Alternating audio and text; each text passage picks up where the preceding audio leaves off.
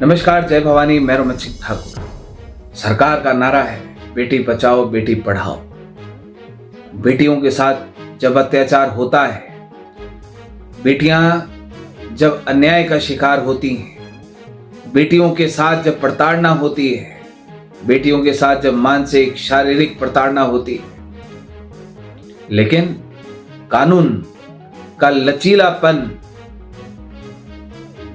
बेटियों को अन्याय की भेंट चढ़ा देता है, प्रताड़ना की भेंट चढ़ा देता है। जी हाँ, 19 साल की पल्लवी धर्मशाला कॉलेज में रैगिंग का शिकार हुई। कॉलेज प्रोफेसर ने शारीरिक प्रताड़ना करने का प्रयास किया। सीनियर लड़कियों ने उसकी रैगिंग की, उसको पीटा, उसके बाल काटे, सिर पर बोतलें मारी। 3 महीने से वो बेटी वेंटिलेटर के ऊपर थी, डिप्रेशन में चली गई थी। उसके पिताजी ने ना जाने कहां कहां उसका इलाज करवाया।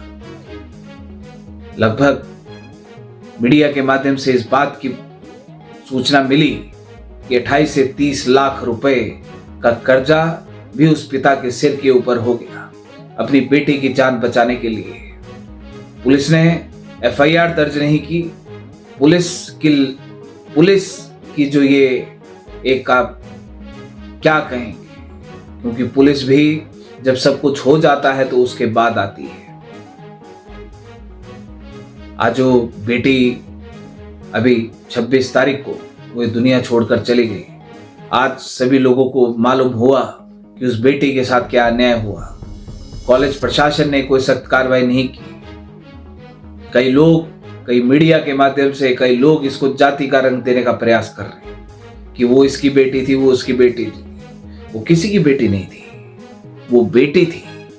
और बेटी की कोई जाति कोई धर्म नहीं है, वो एक बाप की बेटी थी। और हर बेटी अपने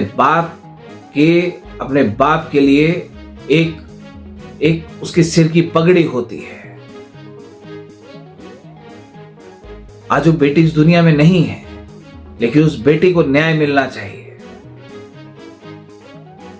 उसके साथ प्रताड़ना जिसने भी की, वो कोई भी हो, उसको सख्त सजा मिलनी चाहिए। उसके खिलाफ सख्त कार्रवाई होनी चाहिए, कड़ी कार्रवाई अमल में लाई जानी चाहिए। ऐसे बच्चे दुनिया छोड़कर चले जाते हैं, उसके बाद लोग मोमबत्तियां लेकर सड़कों के ऊपर उतरते हैं।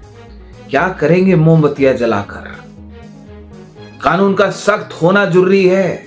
ऐसे लोगों को कानून का डर होना जरूरी है।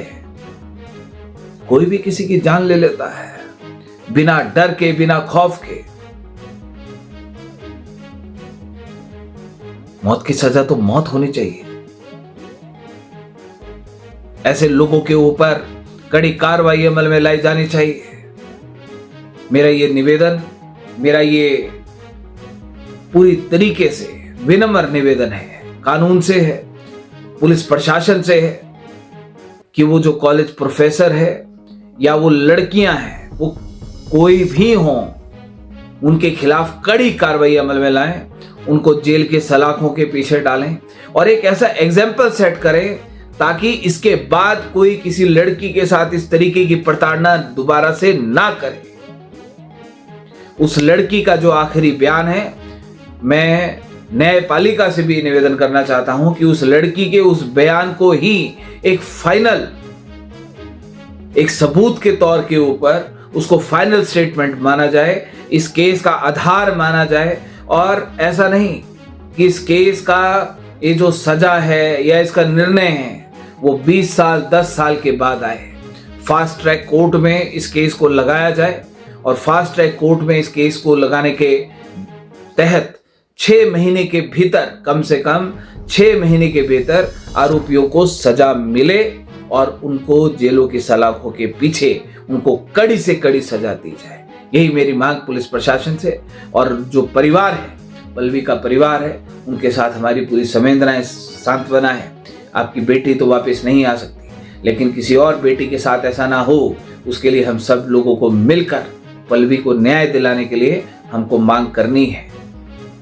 बहुत बहुत धन्यवाद।